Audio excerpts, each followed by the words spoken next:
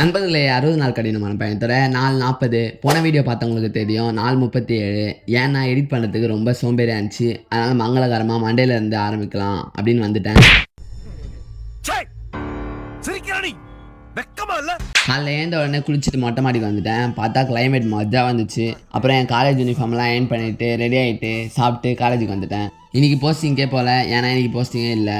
அதனால் கிளாஸ் ஒர்க்லாம் எழுதிட்டு இருந்தேன். மதியம் காலேஜில் கேரம் மேட்ச்லாம் இருந்துச்சா, அதை பார்த்துட்டு இருந்தேன். ஈவினிங் காலேஜ் விட்டு டீ குடிச்சிட்டு என் ஃப்ரெண்டு கூட அப்படியே பேசிட்டே வந்துட்டு இருந்தேன். அப்புறம் கடைக்கு வந்து குடோனில் பாக்ஸ்லாம் எடுத்து வச்சுட்டு வீட்டுக்கு வந்துட்டேன். நம்ம வீட்டாண்ட ஏரியா ரவுடிலாம் சுற்று போட்டாங்க. என்னை வந்து அவங்க ஃபோனில் பார்த்துக்கிறாங்களாம். அந்த பாப்பா தான் செம்மையாக சொல்லிச்சு. நான் என்ன பண்ணேன்னா பூ சாப்பிட்டு ஸ்கூலுக்கு போயிட்டு மறுபடியும் பூ சாப்பிட்டு வீட்டுக்கு வந்துடுறேன்னா. பாத்தியா நீ கூட?